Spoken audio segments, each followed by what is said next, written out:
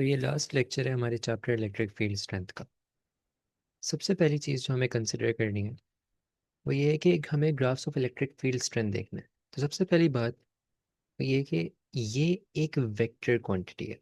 Last class में जब हमने पोटेंशियल कंसिडर किया था तो पोटेंशियल के जितने भी हमने ग्राफ्स देखे उसमें हमने पोटेंशियल को स्केलर कंसिडर किया था, तो हमने पोलैरिटी कंसिडर नहीं की थी। लेकिन अब हम graphs of electric field strength की बात कर रहे हैं और ये हमारे पास क्या है, एक वेक्टर क्वांटिटी है। मतलब हमारे लिए डायरेक्शन बहुत इंपॉर्टेंट है। तो स्टार्ट करते हैं। अगेन हम एक ही ग्राफ के ऊपर दो चार्जेस का ग्राफ बनाएंगे। सबसे पहले हम कंसिडर करते हैं electric field strength for two positive charges. अगर मैं दो पॉजिटिव चार्जेस को कंसिडर कर रहा हूँ तो वो किस तरह से होंगे। ये मेरे पास एक्सेस आ गए, ये भी पॉजिटिव एक्सेस है, ये भी पॉजिटिव एक्सेस है। मतलब ये मेरे पास पॉजिटिव चार्ज का एक्सेस है और ये भी मेरे पास पॉजिटिव चार्ज का एक्सेस है। इधर मेरे पास ये जो एक्सेस रिप्रेजेंट कर रहा है ये इलेक्ट्रिक फील्ड स्ट्रेंथ कर रहा है। ये वाला एक्सेस है मेरा, ये वाला एक्सेस है मेरा again for the positive charge. दो पॉजिटिव चार्जेस की बात कर रहे हैं और ये मेरा एक्सेस क्या कर रहा है, डिस्टेंस रिप्रेजेंट कर रहा है बिटवीन देयर सेंटर्स। बात सारी ये है कि अब हमें पोलैरिटी कंसिडर करनी है। अगर ये एक पॉजिटिव चार्ज है और ये एक पॉजिटिव चार्ज है, अगर मैं इस तरह कंसिडर करूं कि अब ऑफ कोर्स इन्होंने क्या करना है, रिपेल करना है, हमारे पास ऐसा ही है। तो क्या होगा कि एक अगर टुवर्ड्स द लेफ्ट होगा तो दूसरा टुवर्ड्स द राइट साइड होगा, ऐसा ही है। इस बात को देखते हुए हमें पता है अगर हम ये वाले को एज्यूम करें ये राइट साइड पे जा रहा है, सही है, तो हम इसको पॉजिटिव एज्यूम कर लेते हैं ड्यू टू पोलैरिटी और इसको नेगेटिव।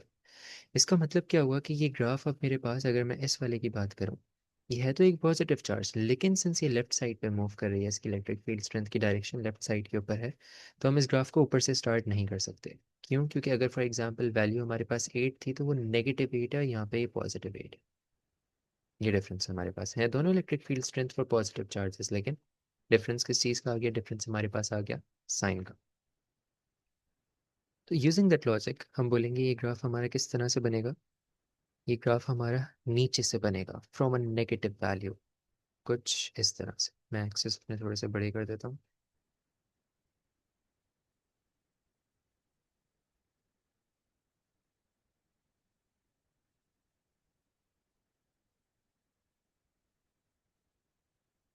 हम्म, तो हमारे पास ये ग्राफ कैसे बनेगा, ये ग्राफ कुछ इस तरह से बनेगा। ठीक है, यही चीज़ हमने ग्रेविटेशनल फील्ड स्ट्रेंथ में भी देखी थी जब हमने चैप्टर नंबर 2 डिस्कस किया था, कि वो भी क्या थी, हमारे पास एक वेक्टर क्वांटिटी थी ग्रेविटेशनल फील्ड स्ट्रेंथ। तो वहाँ पे भी हमने पोलैरिटी कंसिडर की थी।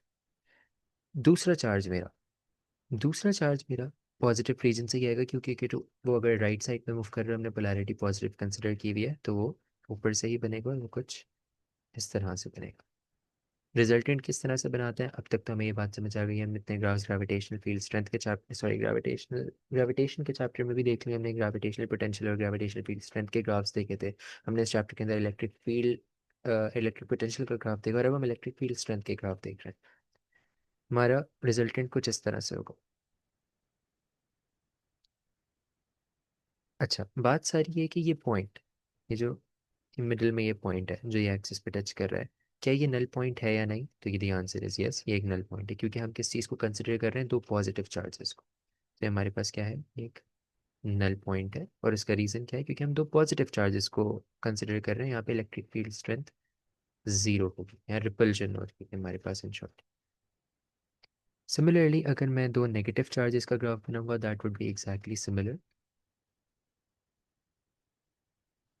Electric field strength for two negative charges.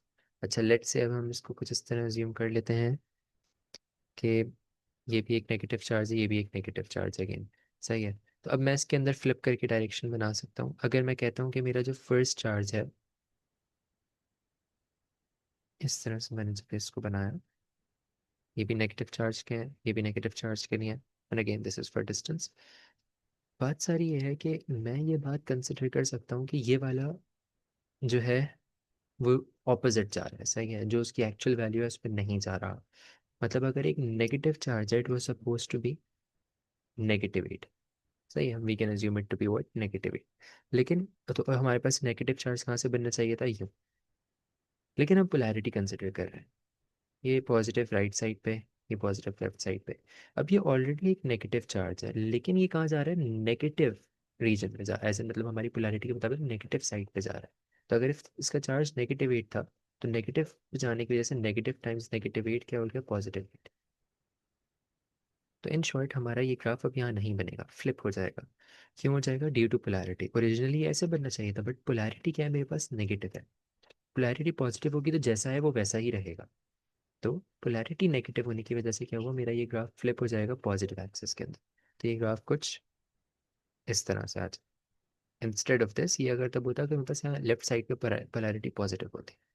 Similarly मैंने राइट साइड पे पोलैरिटी पॉजिटिव ली है, तो अब यहाँ पे क्या ये ग्राफ इस तरह आना चाहिए, तो ये ऐसे ही आएगा, क्योंकि पोलैरिटी इसको सपोर्ट कर रही है, इसको अपोज नहीं कर रही। तो ये ग्राफ एज इट इज़ यहाँ पे आ गया। और हमारे पास रिजल्टेंट किस तरह से बनेगा, resultant right in the middle कुछ इस तरह से बन जाएगा। अगेन सेम क्वेश्चन, क्या ये मिडिल पॉइंट, क्या ये जो एक्सिस पे टच कर रहा है, क्या ये नल पॉइंट है, द आंसर इज यस, ये नल पॉइंट है, बिकॉज ये लाइक चार्जेस है, या नेट इलेक्ट्रिक फील्ड स्ट्रेंथ 0 है, सो ये एक नल पॉइंट है।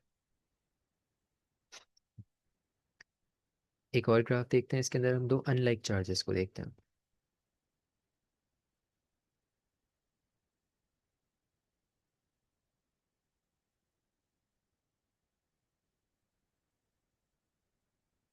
अगर मैं अनलाइक चार्जेस का ग्राफ देख रहा हूँ,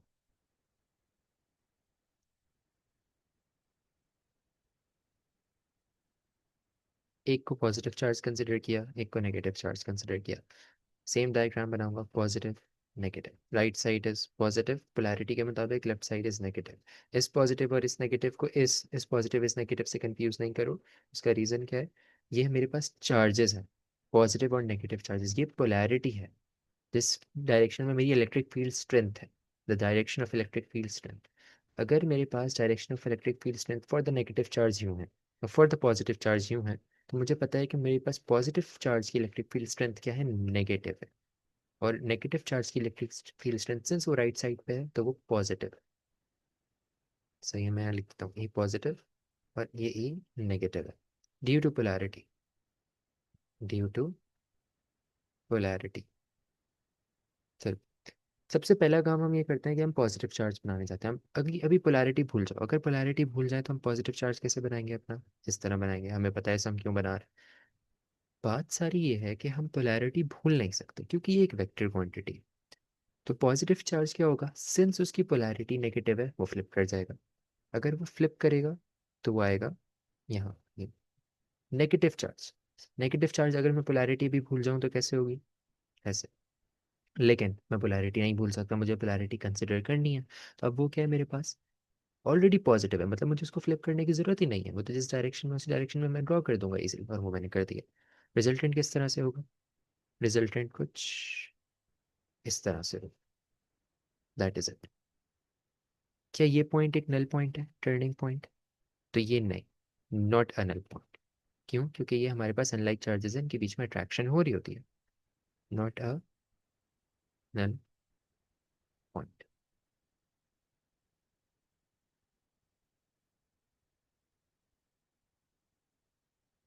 तो ये हमने कितने, ये सारे हमने जो ग्राफ्स बनाए, इलेक्ट्रिक फील्ड स्ट्रेंथ और डिस्टेंस के ग्राफ्स बनाए यहाँ पे सारे। ये भी मेरे पास किसका, इलेक्ट्रिक फील्ड स्ट्रेंथ और डिस्टेंस का। और सिमिलरली ये भी मैंने जो ग्राफ बनाए थे, इलेक्ट्रिक फील्ड स्ट्रेंथ और डिस्टेंस का। तो सिर्फ मैंने इसके अंदर जो चीज़ें चेंज करी हैं वो क्या है मेरे पास, वो चार्जेस हैं। फर्स्ट मैंने क्या कंसिडर किया, दो पॉजिटिव चार्जेस, ये रहा, सही है। सेकंड केस में मैंने क्या कंसिडर किया, सेकंड केस के अंदर मैंने कंसिडर किया दो नेगेटिव चार्जेस, और थर्ड केस में मैंने अनलाइक चार्जेस, एक पॉजिटिव और एक नेगेटिव। ये चैप्टर यहाँ ख़त्म नहीं होता, हमें कुछ ग्राफ्स और पढ़ने हैं, और वो ग्राफ्स होंगे एक चार्ट स्फीयर के जिसका एक रेडियस भी है आर।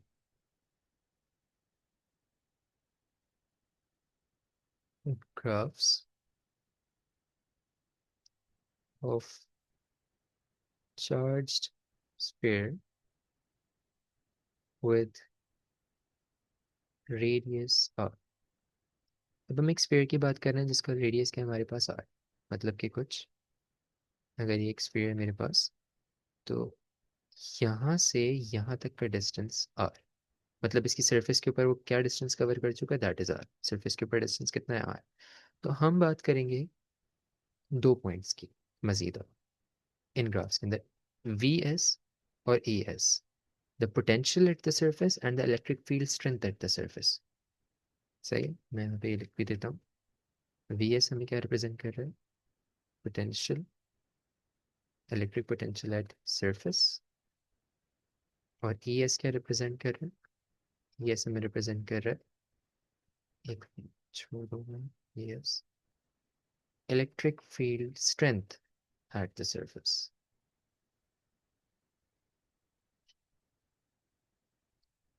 अच्छा, हमें ग्राफ की शेप्स ऑलरेडी पता है कि हमारी ग्राफ की शेप्स क्यों डिफरेंट बनती हैं, मतलब ये वाली शेप क्यों बनती है हमारी ग्राफ्स की, अगर मैं पोटेंशियल और डिस्टेंस का ग्राफ हो तो हमें फार्मूला से पता है कि V is inversely proportional to what, R. Similarly electric field strength की भी शेप ये क्यों बनती है, E is inversely proportional to 1/r²। दोनों सिनेरियो में हमारे पास क्या होगा, एक एक्सपोनेंशियल डिके आ रहा है। सही है, क्योंकि जिसको अगर ये बात समझ नहीं आ रही, वो अगर मैथ्स का स्टूडेंट है तो वो इस बात से लिंक कर सकते हैं, y is inversely proportional to 1/x का ग्राफ कैसा होता है, और y is inversely proportional to 1/x² का ग्राफ कैसा होता है। बस वही चीज़ हमारे पास यहाँ ऊपर फॉलो हो रही है। तो हम मैथ्स के ग्राफ्स की लॉजिक यूज़ करते हुए हम ये वाली लॉजिक अप्लाई करके ग्राफ की शेप प्रिडिक्ट करता है। एनीवेज, फर्स्ट चीज़ जो हम कंसिडर कर रहे हैं वो पोटेंशियल का ग्राफ है।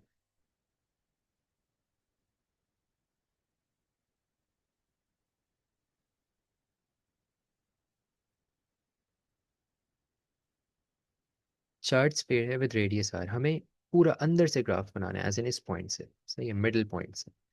तो किस तरह बनेगा, देखो सरफेस के बाद अभी तक हमने जो चीज़ देखी वो क्या देखी, चार्ट स्फीयर के सरफेस के बाद से कैसा ग्राफ हमारा बन रहा है, इसके बाद के रीजन में। हमने अंदर का अभी तक नहीं पढ़ा, अब हम अंदर का पढ़ रहे हैं कि अंदर क्या हो। देखो एक बात अगर मैं बोलूँ, तो मुझे ये बात पता है कि अगर ये मेरे पास लेट से पोटेंशियल का ग्राफ है, पोटेंशियल और डिस्टेंस का ग्राफ, तो हम इतनी बार ये देख चुके हैं कि पोटेंशियल और डिस्टेंस का ग्राफ हमारे पास क्या शेप फॉलो कर रहा है, सरफेस के बाद से, सरफेस के बाद से वो डिके की तरफ जा रहा है। सही है, सर इस तरह से कुछ, and so on and so. बात ये है कि सरफेस पे किस तरह बनेगा। अगर मैं यहाँ पॉइंट लेबल कर दूँ वी एस, ये मेरा पॉइंट है लेबल्ड वी एस, ये point, the potential at its surface, वो कैसा होता है। तो बात समझने की ये है कि यहाँ से यहाँ तक पोटेंशियल पे क्या डिफरेंस आ रहा है, कि यहाँ से अगर शुरू हुआ उसके आते आते आते ये फिर ये पॉइंट आया वी एस, और वी एस के बाद तो फिर हमें पता है कि ये शेप है, मतलब सरफेस के ऊपर पोटेंशियल ये है मेरा। लेकिन सरफेस से पहले क्या है, मतलब इस रेडियस से पहले इस रीजन में कैसा एक ग्राफ होगा, इसकी शेप हमें पता होनी चाहिए। तो जब भी मैं इलेक्ट्रिक पोटेंशियल के ग्राफ की बात करूंगा, तो इनसाइड द स्फीयर उसका पोटेंशियल कांस्टेंट रहता है, उसका पोटेंशियल चेंज नहीं होता, उसका पोटेंशियल कांस्टेंट रहता है। ये हमें सिलेबस के लिए बात पता होनी चाहिए। सिमिलरली अगर मैं इसी तरह एक डिस्टेंस और ईएफएस यानी इलेक्ट्रिक फील्ड स्ट्रेंथ का ग्राफ बनाऊं, और मैं अगेन बात करूं कि मेरे पास ईएफएस क्या है, सही है, तो मुझे पता है electric field strength at surface, मैं ई एस लिख देता हूँ क्योंकि हमने ई एस उसकी रिप्रेजेंटेशन दी है। E S, electric field strength surface पे क्या होती है, हमारे पास एक सर्टेन वैल्यू होती है सच दैट कि उसके बाद हमारे पास एक डिके वाला ग्राफ चल रहा होता है। Let me draw it over here, इस तरह से एक्सपोनेंशियल डिके आ रहा है हमारे पास। बात यह है कि इससे पहले क्या है, सरफेस के अंदर क्या हो रहा है, ये तो हमने सरफेस के बाहर का पता है हमें पता है ये भाई यहाँ से यहाँ तक दूसरे स्फीयर तक जाने के लिए क्या हो रहा है, हमारे पास इलेक्ट्रिक फील्ड स्ट्रेंथ का ग्राफ किस तरह से दिख रहा है, हमें इस रीजन का पता है। एज ए सेड, अंदर क्या हुआ, सरफेस से क्या हुआ, रेडियस से, ये जो सेंटर में जो इसने रेडियस कवर करा है, let's say this is are, इससे पहले क्या चल रहा था, तो इसकी शेप भी हमें सिलेबस के लिए पता होनी चाहिए। इलेक्ट्रिक फील्ड स्ट्रेंथ स्फीयर के अंदर जीरो होती, सही है, इसका मतलब ये ग्राफ इस तरह, जैसे ही ये सरफेस पे रीच करेगा ये अपनी मैक्सिमम वैल्यू पे पहुंचेगा, and that is it.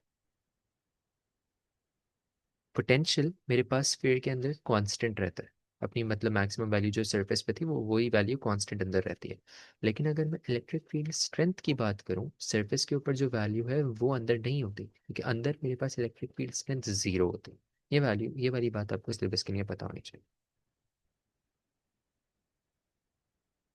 Again हमने एक्सपोनेंशियल डिके ये कैसे प्रिडिक्ट किया, ये तो मैंने जैसे ऊपर मैंने लिखा था कि v जो है मेरे पास इन्वर्सली प्रोपोर्शनल है 1/r के, या v जो है इन्वर्सली प्रोपोर्शनल है r के, तो हम यहाँ बोलेंगे ई एफ एस हमारे पास जो है electric field strength inversely proportional है 1/r²।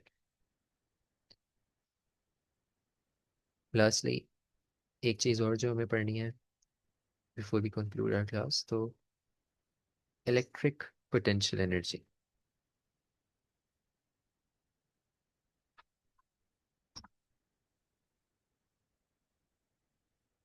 हमें ये बात ग्रेविटेशन वाले चैप्टर से पता है कि जब भी हम ग्रेविटेशनल पोटेंशियल एनर्जी लिखते थे, हम क्या करते थे, मास को मल्टीप्लाई कर देते किससे, हमारे चेंज इन फाई के साथ।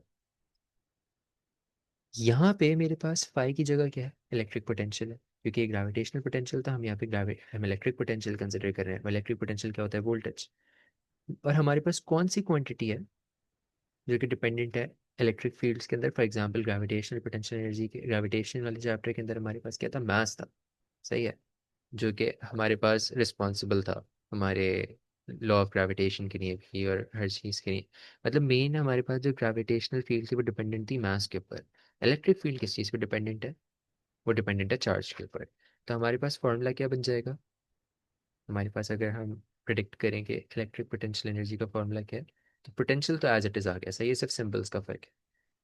जिस चीज़ पर डिपेंडेंट है मैं उससे मल्टीप्लाई करना है, तो हमारे पास वो क्या है, वही, सॉरी हमारे पास वो क्या है, चार्ज। तो ये हमारे पास फॉर्मूला आ गया इलेक्ट्रिक पोटेंशियल एनर्जी। ठीक है, मैं इसको इरेज करके प्रॉपर तरीके से लिख के देता हूँ। तो इलेक्ट्रिक पोटेंशियल एनर्जी हमारे पास क्या है, change in the potential multiplied by the charge, that is it.